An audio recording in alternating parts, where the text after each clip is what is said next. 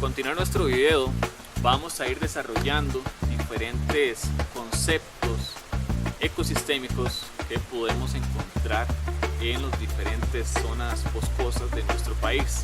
Y para iniciar vamos con uno de los más importantes, que es un ecosistema. ¿Qué es un ecosistema? Pues en palabras quizás un poco sencillas, un ecosistema es esta área geográfica en la cual vamos a tener diferentes interacciones entre factores bióticos, que son los diferentes seres vivos, las diferentes especies que podemos encontrar, y factores abióticos, que a veces se le llama factores inertes, como cuáles, por ejemplo, la precipitación, la temperatura, la humedad, la radiación solar, la acidez del suelo, la composición a veces topográfica. Son algunos de los factores abióticos que podemos encontrar dentro del ecosistema.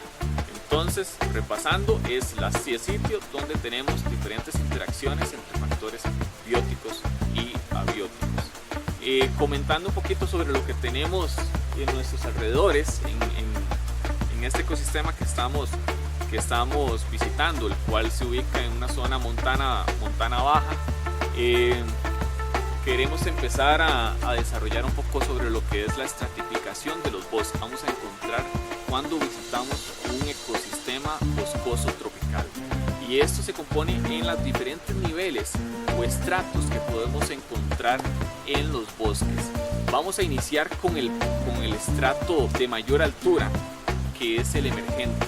Cuando hablamos de un estrato emergente se refiere a estos árboles que crecen más del promedio del resto de la composición arbórea o de árboles que hay en los alrededores. Es decir, es un árbol que vamos a ver que sobresale sobre el resto de las capas o estratos.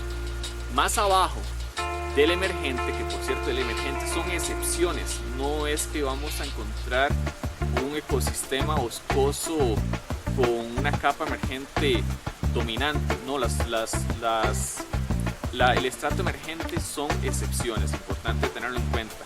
Abajo de este estrato tenemos lo que se denomina como dosel, en inglés se le llama canopy. Es por esto que cuando alguien hace las tirolesas también se les denomina canopy, ya que uno anda principalmente por este estrato. Este estrato es el promedio superior de los árboles en una zona boscosa. El dosel va a variar entre los diferentes ecosistemas que podamos visitar. Por ejemplo, si nos dirigimos hacia el Parque Nacional Santa Rosa, que el bosque que predomina ahí es el bosque tropical seco, vamos a encontrar un dosel relativamente bajo. Esto se debe a que la competencia que podemos encontrar entre los árboles que dominan estos sitios está más centrada hacia lo que es el recurso hídrico, el agua, y no tanto hacia la luz. A pesar de que sí hay competencia por la luz, no va a ser tan fuerte como el recurso hídrico. Ahora, si nos movemos más hacia la zona del Caribe, hacia un bosque tropical húmedo, muy húmedo, vamos a encontrar un dosel más alto, que en algunas ocasiones puede alcanzar hasta los 60 metros de altura. En este sitio, esto se debe a que hay una mayor competencia por el recurso lumínico, es decir, por la luz, y esto hace que los árboles tengan que crecer o crezcan más en comparación a un bosque tropical seco. Un bosque tropical húmedo, la competencia por recurso hídrico no va a ser tan importante. Abajo del dosel tenemos otro estrato llamado subdosel, que es un estrato de algunos arbustos de gran altura o de árboles jóvenes que están en crecimiento y que no han logrado alcanzar el dosel. Abajo del subdosel tenemos el sotobosque, que también varía en altura dependiendo de los diferentes ecosistemas. Este está dominado por arbustos, está dominado por algunas hierbas de gran tamaño. Y abajo del sotobosque, por último, tenemos la capa del suelo, en donde vamos a tener materia en descomposición, donde vamos a tener en algunos casos mayor humedad, donde vamos a tener las plantas creciendo. En el caso del suelo, es una capa que va desde que puede llegar hasta los 30 centímetros de altura. Una especie son estos conjuntos de organismos capaces de reproducirse entre ellos y además de eso de tener descendencia viable, es decir, descendencia que también pueda ser reproductiva. Y el otro concepto que queremos hablar es el de población. ¿Qué población? Es el conjunto de individuos de una misma especie que habita una zona geográfica en un tiempo determinado. Ya teniendo claros los conceptos de especie y de población, vamos a entrar en lo que son las relaciones intra e interespecíficas. Vamos a iniciar con las relaciones intraespecíficas. Intra significa como adentro, ¿verdad? Son esas relaciones que se dan entre individuos de una misma especie. Para poner algunos ejemplos, podemos hablar de las hormigas, la relación que hay en una colonia de hormigas dentro del hormiguero es una relación intraespecífica. Podemos hablar de diferentes divisiones a nivel de relaciones intraespecíficas. Quizás una de las más fuertes es la de competencia entre individuos de una misma especie. Podemos hablar en estos casos de cuando escuchamos tropas de monos interactuando por competir por un territorio en específico. ¿Qué es un territorio? Un territorio es un sitio que puede utilizar un individuo de una especie o una población de una especie en la cual va a encontrar los requerimientos básicos para subsistir. Llámese agua, llámese alimento, llámese parejas reproductivas. Otras relaciones intraespecíficas de las cuales tal vez podemos desarrollar un poco es justamente esta última, que es la necesidad de cópula. Esa relación en la cual un individuo de una especie va a encontrar a otro individuo de la misma especie para funciones principalmente reproductivas. Podemos hablar también de relaciones intraespecíficas en todos estos grupos de animales gregarios, es decir, estos grupos de animales que andan en grupos. Estos grupos de animales pueden ser familiares, pueden ser matriarcales, es decir, en el cual una hembra es la líder, por ejemplo. Para poner algunos ejemplos de animales gregarios que podemos encontrar en nuestro país, tenemos los chanchos de montes, los ainos, las tropas de monos, de diferentes especies de monos, los bisotes, para poner algunos ejemplos. Ahora, yéndonos al otro concepto, que son relaciones interespecíficas. Las relaciones interespecíficas son las relaciones entre individuos de diferentes especies.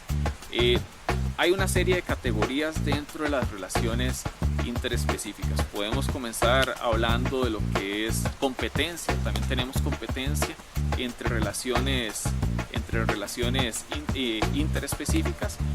Por ejemplo, hablemos de la competencia que puede tener un ocelote con un jaguarundi compitiendo por un mismo territorio.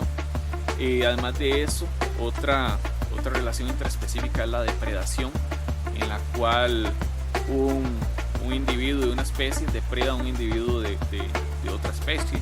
Podemos hablar, no sé, de coyotes consumiendo venados o cabros de monte, por ejemplo. Otras relaciones interespecíficas es el saprofitismo. Hablamos ahora un poco de los organismos saprófitos, que son esos que se alimentan de otros que están en descomposición. Esto lo encontramos en los hongos. Y por acá tenemos el mismo ejemplo que les di anteriormente, en el cual esto que estamos viendo acá es simplemente el cuerpo fructífero del hongo. Es decir, si yo arranco esto, no es que esté matando el hongo, porque el hongo está por dentro de este tronco que se está descomponiendo. Una serie como de raíces, que en realidad se le llama micelio, que está todo dentro de este pedacito de tronco que está en descomposición. Otras relaciones interespecíficas de las cuales podemos hablar es todo lo que es relacionado a relaciones mutualistas, comensalistas, el amensalismo y el parasitismo, el cual vamos a desarrollar inmediatamente. Para empezar, hablemos de comensalismo. El comensalismo es esa relación interespecífica entre dos diferentes individuos de diferentes especies, en el cual uno se beneficia y el otro ni se beneficia ni se perjudica. Podemos hablar en este caso de aquí tenemos un ejemplo de algunas plantas. estas por acá que tenemos en este punto.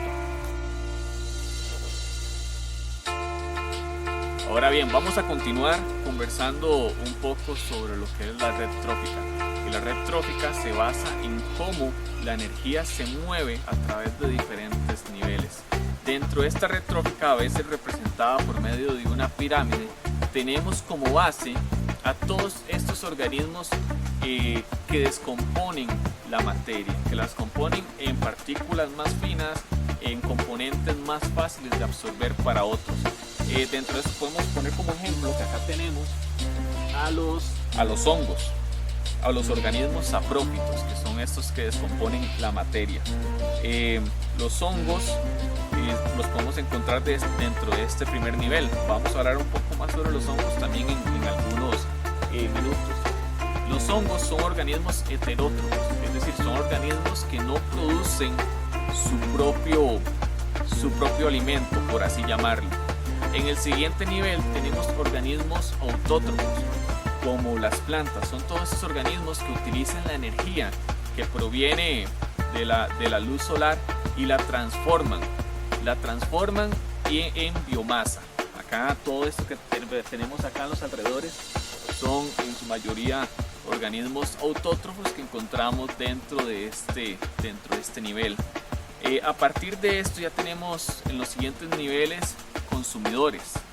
En el siguiente nivel podemos hablar también mucho de lo que son los consumidores primarios, que son estos consumidores que obtienen su energía a partir de la energía almacenada en los organismos autótrofos.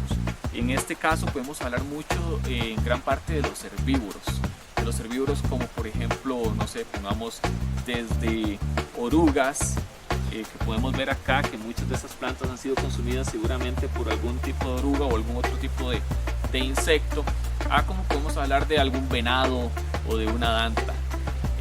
Luego, y dependiendo de la complejidad que tengamos dentro del ecosistema, podemos encontrar otros consumidores secundarios, consumidores terciarios, ¿verdad? Hasta llegar a los consumidores top que podamos encontrar en el sitio. Estos consumidores lo que hacen es obtenerle su energía a partir del consumo de otros organismos heterótrofos. Aquí ya podemos hablar ya de depredadores. Podemos hablar desde un mapache que es omnívoro, se puede alimentar tanto, lo podemos catalogar como un consumidor primario, como lo podemos considerar como un depredador, a un jaguar, por ejemplo, que ya es un depredador top, un hipercarnívoro, que son esos animales que se alimentan de carne, pero que además tienen una necesidad proteica superior a los carnívoros normales.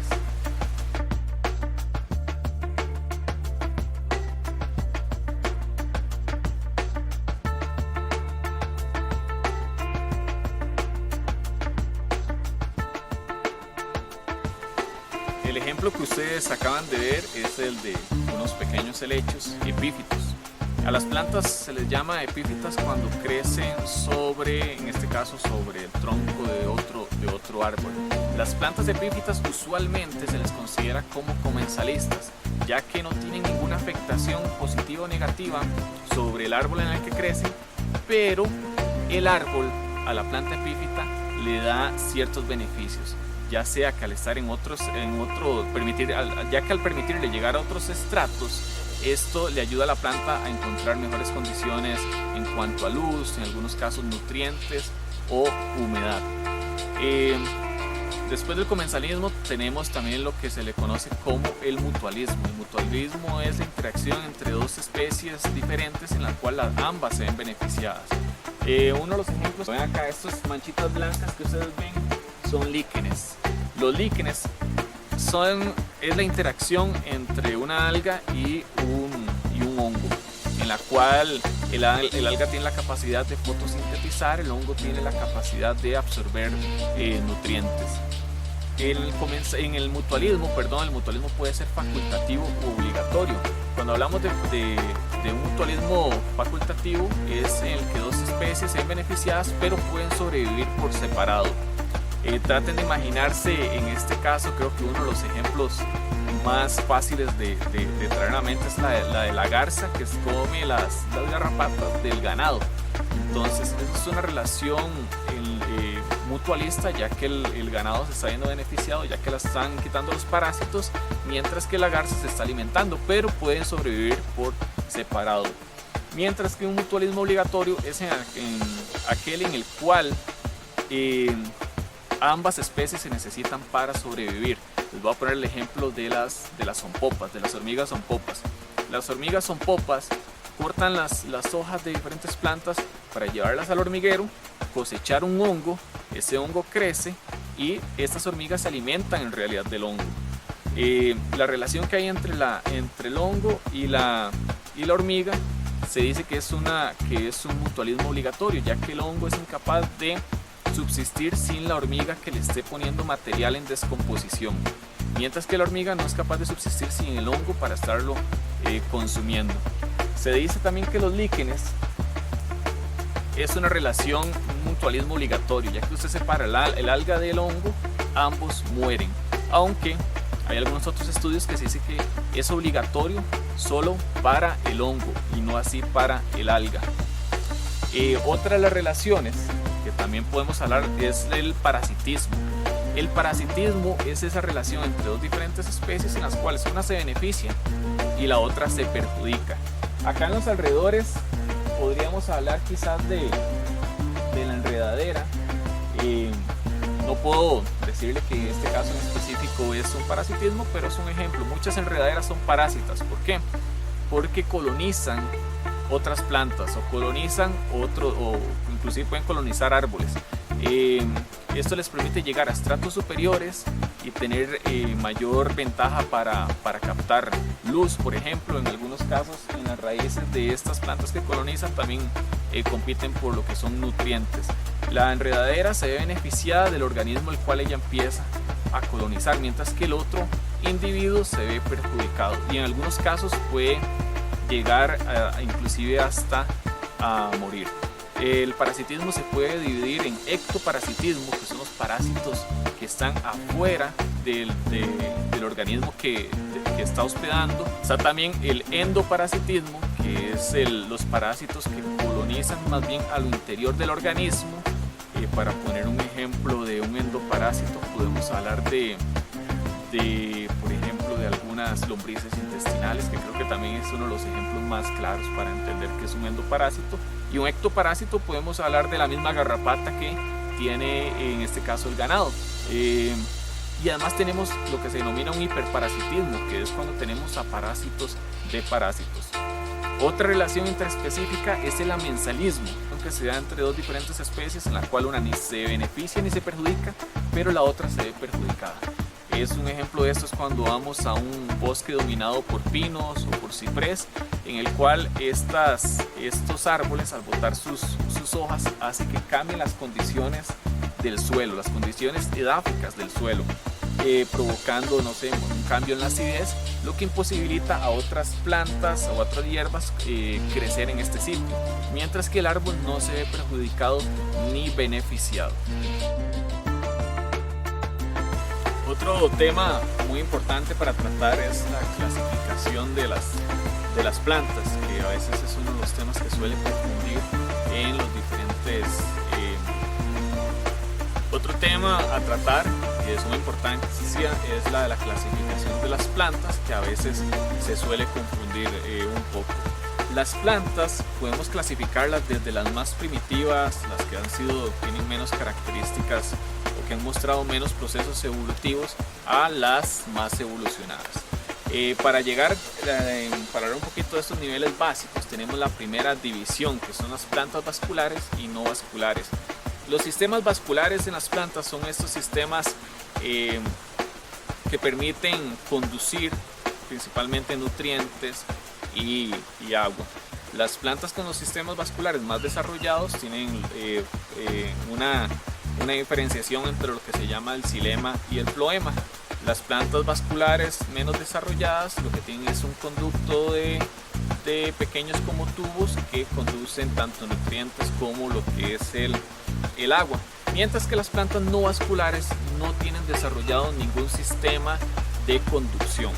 Las plantas no vasculares, la manera en la que captan el agua o los nutrientes es a partir de gradientes osmóticos, a partir de la concentración dentro de las células internas de la planta.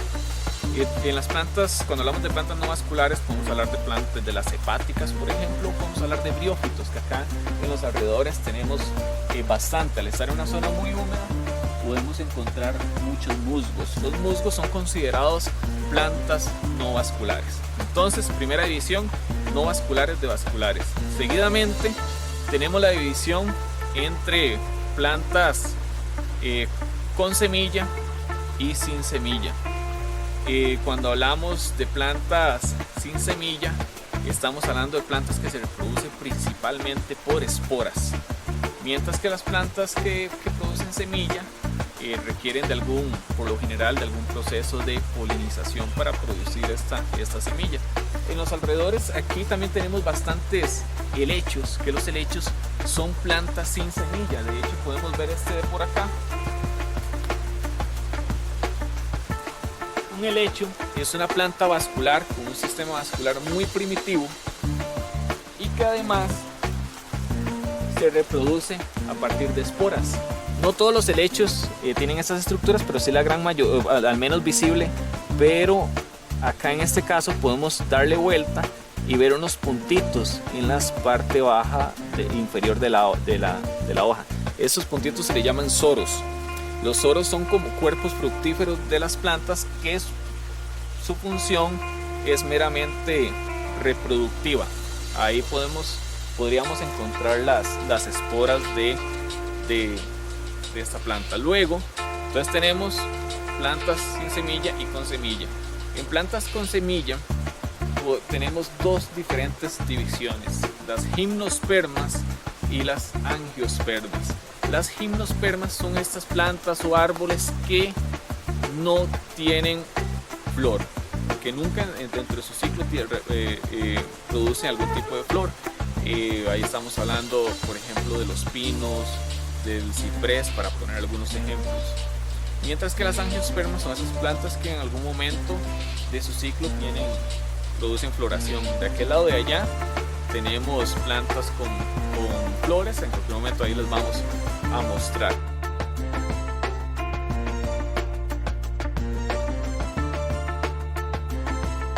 En el siguiente nivel tenemos las plantas con flor y plantas o árboles sin flor, que son las gimnospermas y las angiospermas. Las gimnospermas son estos árboles o plantas que no producen flor, como por ejemplo el pino, el ciprés, para poner algunos ejemplos. Y la gran mayoría de plantas que aquí nos rodean son angiospermas, que en algún momento de su ciclo de vida producen flor. Entonces tenemos sin flor y con flor, gimnospermas y angiospermas.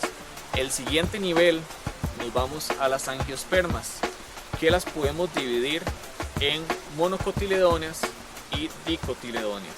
Ok, las monocotiledóneas son estas plantas que las primeras hojas que produce está compuesta por solo una de esas hojas o primordios, mientras que las dicotiledóneas son las que producen estas dos primeras hojitas, pero son más fáciles de diferenciar por la radiación de las hojas.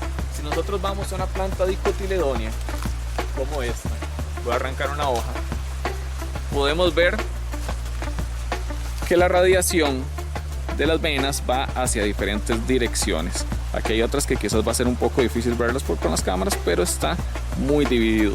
Mientras que las monocotiledóneas son plantas cuyas radiaciones son, por así decirlo, más lineales. Vean esta palma que tenemos por acá.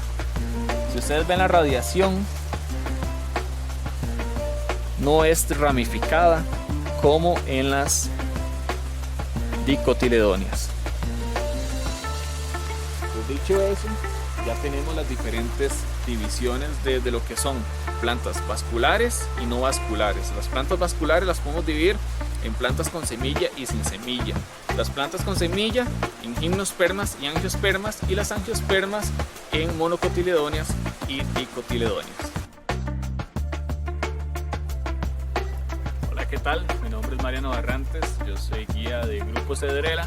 El día de hoy nos vinimos para Granja Educativa La Montaña, en San José de la Montaña, para conocer un poco sobre los diferentes animales que podemos encontrar en una granja.